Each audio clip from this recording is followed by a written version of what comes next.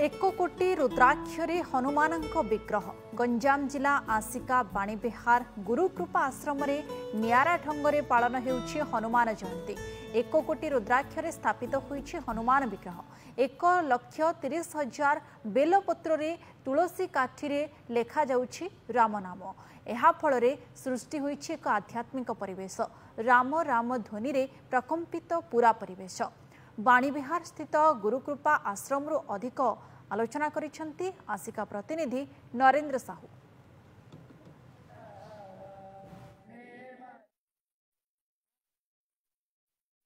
आज हूँ पवित्र हनुमान जयंती। गाँव सहर विभिन्न स्थान में हनुमान जयंती पालित होते गुरुकृपा आश्रम बाणीविहार स्थित एक नियारा ढंग से पालन कर आज को 25 वर्ष धरी आप सीधा सड़क देखुचे ये हूँ से गुरुकृपा आश्रम जी बर्तमान हनुमान विग्रह प्रतिष्ठा स्थापन हो 1 कोटी रुद्राक्ष विभिन्न अंचल संग्रह कर ये रुद्राक्ष स्थापन कर 1,30,000 बेलपत्र राम नाम लिखुं साधक मैंने लिखुं जिला तथा जिला बाहर आसुच्च साधक मैंने बर्तमान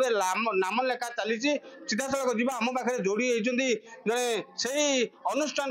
जे संपादक अच्छा जोड़ी प्रतिक्रिया ना कौन कह आज आज हूँ हनुमान जयंती तो गुरुकृपा आश्रम कौन एमती नियारा ढंग से पालन कर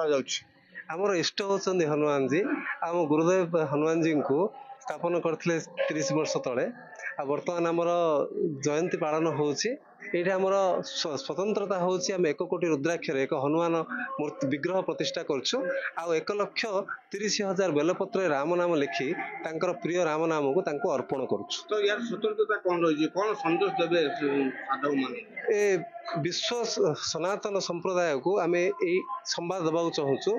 नाम द्वारा नामी को प्राप्त करिया अति सहज। ए आधुनिक जुगरे एते समय अभाव रे केवल नाम ही नामी पर्यंत पहुंचे पारिबो या हमर संदेश। निश्चित भाव ये हूँ गोटे संदेश आजिकल युवपीढ़ी मान गोटे संदेश दि जाऊँगी जो राम नाम लिखुंट तेज आम पाखे जा कि साधक मान अच्छा श्रद्धालु भक्त मान अच्छा प्रतिक्रिया ना कौन कहे आपने आसुच्च आज गुरुकृपा आश्रम को आसुँच देखुं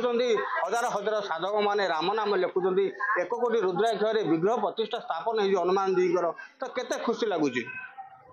बहुत खुशी लगुच आमर ये जो छोट अनुष्ठान एत बड़ हो जाऊँगी एंड एत लोक आम सहित जड़ित हो जाती एंड आम समस्त को डाकुचु ये आसतु आम गुरुदेव हनुमान जी को विग्रह को देखिकी जातु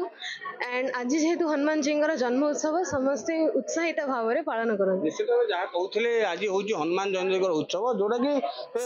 यही अंचल जी साधक मैंने आसुँच जिला तथा जिला बाहर गोटे आध्यात्मिक परिवेश चेतना सृष्टि होती गुरुकृपा आश्रम गंजाम जिला आसिका नरेंद्र कुमार साहू नंदीघोष।